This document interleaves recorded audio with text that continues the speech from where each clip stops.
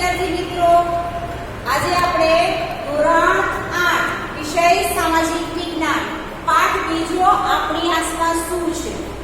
આગળના વિડિયોમાં તમને મેં પ્રસ્તાવના, પૃથ્વીના આવરણો અને મુદ્દાવરણ વિશેની ચર્ચા કરેલી હતી. બરાબર, આપણે આજુબાજુ જે વસ્તુનો અનુભવ કરીએ છીએ, જે વસ્તુનો ઉપયોગ કરીએ છીએ, એ કઈ રીતે અસ્તિત્વમાં આવ્યું છે. મુદ્દાવરણ વિશેની આપણે ચર્ચા કરી હતી કે મુદ્દાવરણ ઉપર આપણે જીવીએ છીએ અને મુદ્દાવરણને આભારી જીવન, બરાબર, મનુષ્ય એક એવી જીવસૃષ્ટિ છે જે મુદ્દાવરણ ઉપર જ શક્ય બની છે. અને આપણે જે પૃથ્વી ઉપર જ આપણે વાતાવરણ જોવા મળે છે, જીવસૃષ્ટિ જોવા મળે છે. આપણે બધા ગ્રહો જોયા હતા. એ ગ્રહોની અંદર એક પૃથ્વી જેવો ગ્રહ છે કે એ ગ્રહ ઉપર કઈ જીવસૃષ્ટિ શક્ય બની શકી છે. તો આજે આપણે એનો આગળનો ટોપિક જોઈશું. જલાવરણ.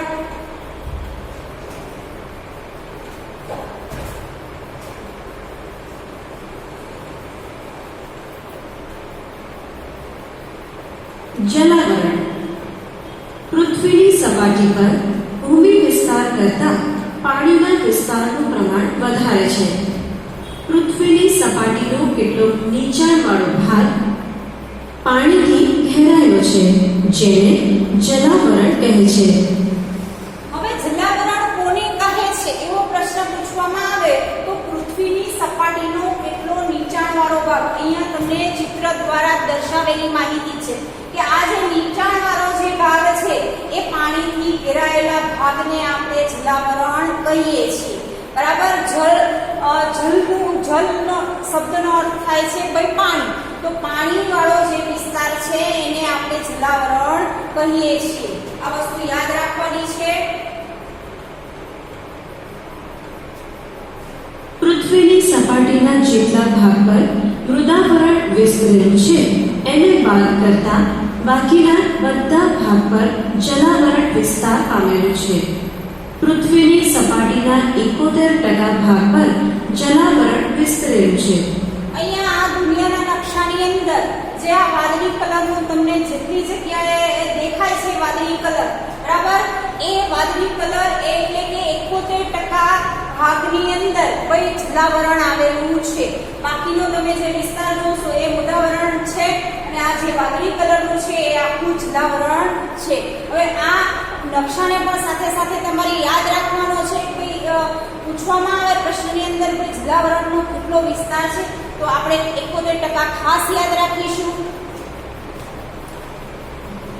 જલાવરણ મહાસાગરો, સમુદ્રો, ઉપસાગરો, સરોવરો, નદીઓ વગેરેનું બનેલું છે.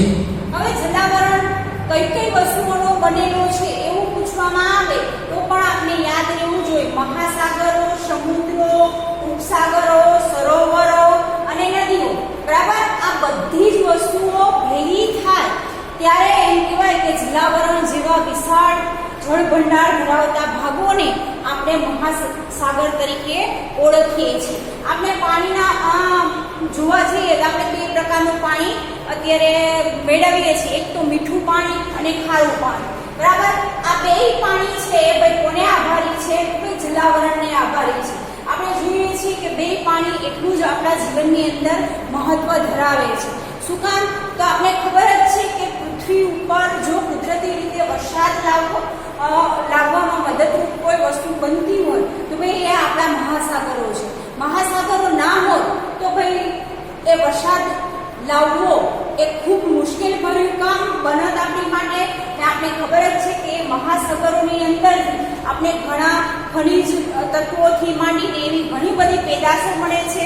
એ ઉપરાંત આપણા રોજિંદા જીવનની અંદર આપણે ખોરાકમાં એક વસ્તુનો ઉપયોગ કરીએ છીએ, એ છે મીઠું. એ પણ આપણે ભાઈ સમુદ્રોને આધીન છે. જો મીઠા વગરની આપણે રસોઈ બની હોય તો આપણે ભાવતી નથી. આપણે તરત જ બૂમ પાડીએ છીએ મમ્મીને, મમ્મી આજે તો મીઠું ભૂલી ગઈ છે. બરાબર, તો એ વસ્તુ પણ આપણે ભાઈ આ જલાવરણને આભારી બની છે. કદાચ જલાવરણ ના હોય તો આ બધી જ વસ્તુઓ આપણે મળી ના હોત એવું આપણે કહી શકીએ છીએ. આગળ જોઈએ. જલાવરણમાં વિશાળ જળ ભંડાર ધરાવતા ભાગોને મહાસાગરો તરીકે ઓળખવામાં આવે છે. પૃથ્વીના જલાવરણમાં આવેલા મહાસાગરોના નામ આ પ્રમાણે છે: પેસિફિક મહાસાગર, એટલાન્ટિક મહાસાગર, હિંદ મહાસાગર અને આર્કટિક મહાસાગર. હવે તમને જલાવરણમાં મહાસાગરો વિશે પૂછવામાં આવે તો ખાસ યાદ રાખવાનું છે આ બધા જ નામ: આર્કટિક મહાસાગર, પેસિફિક મહાસાગર, એટલાન્ટિક મહાસાગર, હિંદ મહાસાગર અને પેસિફિક મહાસાગર. બરાબર? પેસિફિક આપણે ખ્યાલ છે કે ભાઈ પૃથ્વી ગોળ છે. બરાબર? આ સાઈડ પણ પેસિફિક ને આ સાઈડ પણ પેસિફિક. આપણે ભાઈ ચાર નામ યાદ રાખવાના છે: આર્કટિક, એટલાન્ટિક, હિંદ અને પેસિફિક. બરાબર? આ ચાર સમુદ્રો, મહાસમુદ્રો, આ નામ આપણે ખાસ યાદ રાખવાના છે. શું કામ? કે આના દ્વારા આપણે પૃથ્વી ઉપર વરસાદ લાવવામાં સૌથી કોઈ મોટી મદદ થતી હોય, કોઈ સૌથી વિશાળ કોઈ પાણીનો જથ્થો હોય તો ભાઈ આ જલાવરણ આપણે જોઈ શકીએ છીએ. વાદળી કલરનો તમે જેટલો વિસ્તાર જુઓ છો એ આખા વિસ્તારની અંદર કોઈ પાણીથી ભરપૂર વિશાળ પાણીનો જથ્થો આપણે એક સાથે જોવા મળે છે. એ જથ્થાના ઊંડે સુધી આપણે જઈએ તો આપણે ખનિજ તત્વો એ ઉપરાંત ઘણી બધી એવી વસ્તુઓ છે જે આ સમુદ્રોને આભારી છે ને આપણે એ વસ્તુઓનો બહોળા પ્રમાણની અંદર અત્યારે આપણે ઉપયોગ કરીએ છીએ.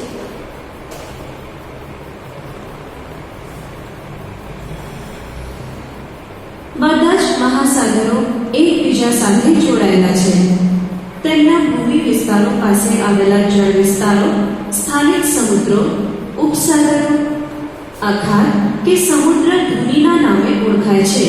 હવે સ્થાનિક સમુદ્રો, ઉપસાગરો, અખાત કે સમુદ્ર ધુની આ બધા જ ભૂમિ વિસ્તારો પાસે આવેલા જળ વિસ્તારો છે. બરાબર? આ આપણી આજુબાજુ નાના નાના અસંખ્ય છે, અસંખ્ય નદીઓ છે, અસંખ્ય અખાત, ઉપસાગર, સમુદ્ર આપણે જોવા મળે છે. તો એ વસ્તુ ભાઈ જલાવરણની અંદર આવે છે, એક જલાવરણનો ભાગ છે એવું આપણે કહી શકીએ છીએ.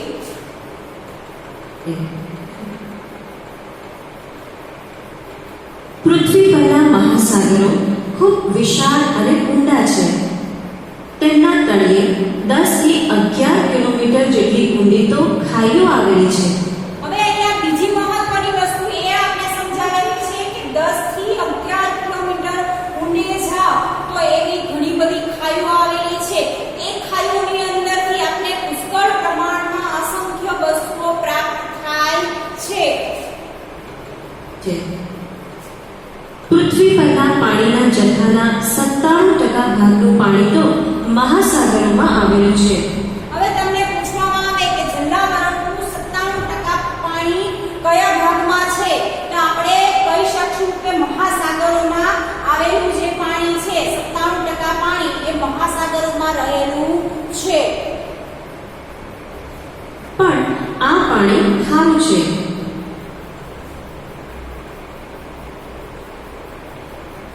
મહાસાગરો પણ આપણને અનેક રીતે ઉપયોગી છે. જેમ કે ધરતી પરના વરસાદ માટેના મોટા ભાગનો ભેજ સમુદ્રોમાંથી તો આવે છે. એટલું જ નહીં, સમુદ્રના પાણીમાં અને તેના તળિયે મૂલ્યવાન રસાયણો અને ખનિજોનો મોટો જથ્થો આવેલો છે. હવે અહીંયા તમને બે ચિત્ર બતાવેલા છે. ભાઈ સમુદ્રની અંદર તમે તળિયે જાઓ તો મૂલ્યવાન રસાયણો મળે છે. એ ઉપરાંત ખનિજોનો મોટો જથ્થો પણ આપણે મળે છે. આ વસ્તુ પણ સાથે સાથે આપણે ભૂલી શકશું નહીં. બરાબર? શું કામ? કે સમુદ્રનું પાણી તો આપણે ઉપયોગી છે, એની સાથે સાથે આ પણ વસ્તુ એટલી જ આપણે ઉપયોગી બનીની છે. મહાસાગર માછલીઓનો અખૂટ ભંડાર ગણાય છે. આપણી વાનગીઓને સ્વાદિષ્ટ બનાવનાર મીઠું આપણને સમુદ્ર જ આપે છે. બીજી વસ્તુ, ભાઈ સમુદ્રમાં માછલીઓનો વિશાળ જથ્થો જોવા મળે છે. આપણા ભારત દેશની અંદર ઘણા એવા રાજ્યો છે કે જેના ખોરાકમાં માછલીનો ઉપયોગ થાય છે. એ જ રીતે આપણે આપણા રોજિંદા જીવનમાં મેં તમને થોડી વાર પહેલા જ કીધું કે મીઠું પણ આપણે ભાઈ સમુદ્રમાંથી જ મળે છે. જે 97% ભાગની અંદર પાણી છે ને એ પાણી ખારું છે, એ ખારા પાણીમાંથી જ આપણે મીઠું મેળવીએ છીએ. આ ઉપરાંત મહાસાગરના મોજા, પ્રવાહો અને ભરતીઓમાં પ્રચંડ શક્તિ રહેલી છે. આ શક્તિને નાથીને ભવિષ્યમાં તેનો ઉપયોગ વિદ્યુત શક્તિ મેળવવા માટે થશે. અહીંયા તમને ભાઈ સમુદ્રના મોજાની વિશેની માહિતી આપેલી છે. હવે દરિયા કિનારે તમે બધા ગયા જ હશો, બરાબર? તો દરિયા કિનારે આપણે ઊભા રહીએ તો આપણે ખબર જ છે કે સમુદ્રના મોજા આપણે દરિયો ભાઈ એની તરફ ખેંચે છે. એ જ રીતે અહીંયા ભાઈ સમુદ્ર કિનારે આવું આપણે મશીન ફિટ કરી દઈએ તો એને દ્વારા જેમ જેમ એમ કહેવાય કે સમુદ્રમાંથી મોજા આવતા જાય અને એમાંથી તમે જોઈ શકો છો ચિત્રની અંદર કે વિદ્યુત ઉત્પન્ન કરી શકીએ છીએ. અને બહોળા પ્રમાણની અંદર અત્યારે પણ હાલની તકે પણ એમ કહીએ એવા ઘણા વિસ્તારો છે કે જ્યાં વીજળીની સુવિધા નહોતી શક્ય, એ જગ્યાઓ પર આના કારણે વીજળી આપણે પહોંચાડી શક્યા છીએ અને બહુ વધારે પ્રમાણમાં વિદ્યુત ઉત્પન્ન કરી અને આપણા જીવનને સરળ બનાવવા માટે આ એક શોધ પણ આપણા જીવનની મહત્વની શોધ બનેલી છે. આગળ જોઈએ. અને જો એમ થશે તો માનવ જીવન માટે વિપુલ પ્રમાણમાં શક્તિ મેળવી શકાશે. આ સિવાય મહાસાગરો જળમાર્ગ તરીકે ઉપયોગી છે. આમ સજીવ સૃષ્ટિ માટે જલાવરણનું મહત્વ ઘણું છે.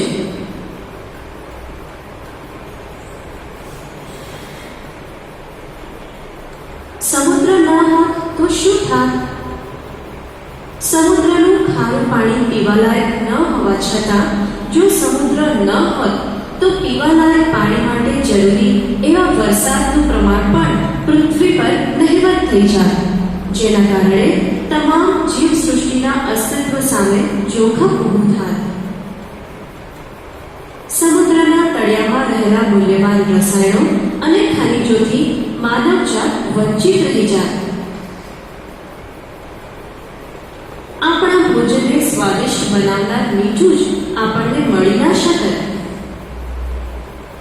મહાસાગરોના મોજા, પ્રવાહો અને ભરતીના ઉપયોગથી વિદ્યુત શક્તિ મેળવી શકાત નહીં. મહાસાગરોના અભાવને કારણે દેશ વિદેશ વચ્ચેનો આંતરરાષ્ટ્રીય વેપાર અશક્ય બની જાય. હવે વિચાર કરો, પ્રાચીન સમયથી, બરાબર, આપણો ઇતિહાસ આ વસ્તુનો ગવાહ છે કે પ્રાચીન સમયથી જે સમયે એમ કહેવાય કે જમીન માર્ગ અને જળ માર્ગ બે જ વસ્તુ હતી એક જગ્યાએથી બીજી જગ્યાએ જવા માટે, ત્યારે આપણે કહી શકીએ કે સમુદ્ર છે.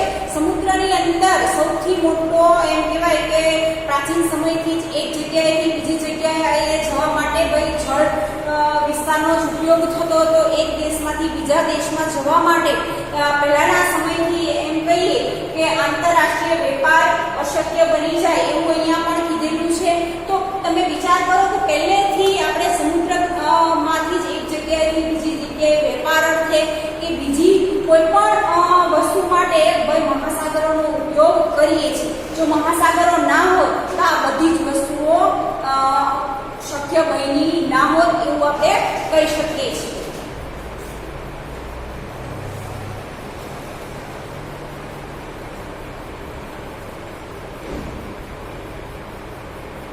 પૃથ્વી પરના પાણીના જથ્થાના 3% પાણીનો આશરે પોણો ભાગ ધ્રુવો તથા હિમાલય અને બીજા ઊંચા પર્વતો પર બરફ રૂપે છે. હવે આના પછી તમને પૂછવામાં આવે કે ભાઈ 3% પાણીનો જે ભાગ છે એ કયા ભાગ તરીકે ઓળખવામાં આવે છે? તો ધ્રુવો, હિમાલય, બરાબર, ઉત્તર ધ્રુવ અહીંયા તમને પૃથ્વીનો ગોળો દર્શાવેલો છે, બરાબર, હિમાલય પર્વત અહીંયા આવેલો છે, ઉત્તર ધ્રુવ અને દક્ષિણ ધ્રુવ.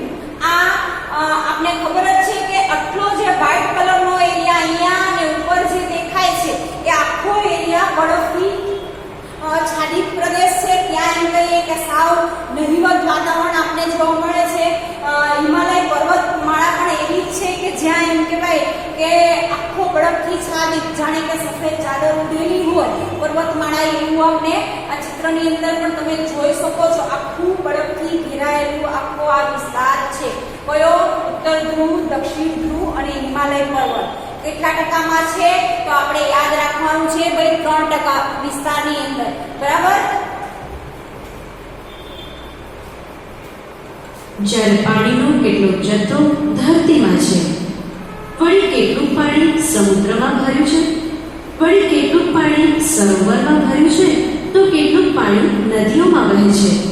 હવે આપણે જોઈએ છીએ કે પાણીના 2 પ્રકાર છે. એક તો ખારું પાણી અને બીજું છે મીઠું પાણી. તો મીઠું પાણી મેળવવા માટે જે આપણે રોજિંદા આપણા પીવાના અથવા તો બીજા ઘણા બધા કાર્યોની અંદર પાણીનો ઉપયોગ કરીએ છીએ, તો એના માટે ભાઈ સરોવર અને નદી એ 2 સ્ત્રોત જે છે કે જેના દ્વારા આપણે મીઠું પાણી મેળવી શકીએ છીએ. સમુદ્રમાં તો આપણે ખબર જ છે કે ભાઈ ખારું પાણી છે, તો એની અંદર ભાઈ ખારા પાણીની અંદરથી પણ આપણે ઘણી બધી વસ્તુઓ મેળવી શકીએ છીએ. પૃથ્વી પર પીવાલાયક પાણીનું પ્રમાણ તો ખૂબ ઓછું છે, આશરે 3% જેટલું. હવે આની સાથે સાથે બીજો પ્રશ્ન પણ આવે છે ભાઈ પીવાલાયક પાણી કયા ગ્રહ પર? તો પૃથ્વી પર. કેટલા ટકા છે? તો આપણે શું યાદ રાખશું? 3%. 3% ભાગમાં પીવાલાયક પાણી છે. અત્યારની તમને હાલની પરિસ્થિતિનું વર્ણન કરું તો પીવાલાયક પાણીની અંદર પણ એટલું જ આપણે પ્રદૂષિત કરી ચૂક્યા છીએ કે એમ કહીએ બહુ ઓછા પ્રમાણમાં પીવાલાયક સારું સાફ પાણી મળે છે. બરાબર? આપણે જોઈએ છીએ અત્યારની પરિસ્થિતિમાં કે આપણે ફિલ્ટરનો ઉપયોગ કરવો પડે છે, પાણીને ફિલ્ટર કરીને પીવું પડે છે. શું કામ? કે આપણા રોજિંદા જીવનમાં જેટલી એમ કહેવાય કે ટેકનોલોજીનો ઉપયોગ વધતો ગયો છે, એની સાથે સાથે પૃથ્વીના આ બધા જ આવરણોને આપણે નુકસાન પણ એટલું જ પહોંચાડેલું છે.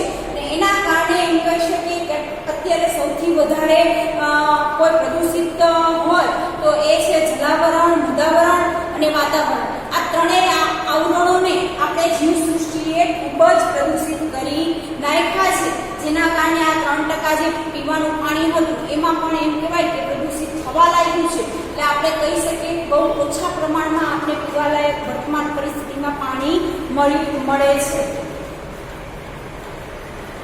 આ મીઠું પાણી એ જલાવરણની ભેટ છે. જલાવરણનું અસ્તિત્વ એટલે સજીવ સૃષ્ટિનું અસ્તિત્વ. માટે કહ્યું અહીંયા તમને કીધું કે જલાવરણનું અસ્તિત્વ એટલે સજીવ સૃષ્ટિનું અસ્તિત્વ. એમ જળ એ જ જીવન છે. આ સૂત્રને આપણે ભૂલશું નહીં. શું કામ? કે પાણી વગર આપણું જીવન શક્ય નથી. બરાબર? આપણા શરીરનો અમુક ટકા ભાગ પણ ભાઈ પાણીથી બનેલો છે. બરાબર? ભાઈ આપણે એક દિવસ પાણી ન પીએ તો ચાલશે, પણ બીજા દિવસે તો આપણે પાણીની જરૂર પડે છે. એ ઉપરાંત આપણે પ્રાણીઓ જોઈએ છીએ, વનસ્પતિ જોઈએ છીએ, સમુદ્રની અંદર જે માછલીઓ એ ઉપરાંત જેટલા પણ જીવજંતુઓ છે એ બધાની પ્રાથમિક જરૂરિયાત આપણે શું છે? કોઈ પાણી વગર કોઈ જીવસૃષ્ટિ શક્ય બની નથી એવું આપણે કહી શકીએ છીએ. એટલે આપણે એના માટે સૂત્ર ઘણા બધા છે. અહીંયા એક સૂત્રનો ઉલ્લેખ છે કે જળ એ જ જીવન છે. કહ્યું છે કે જળ એ જ જીવન.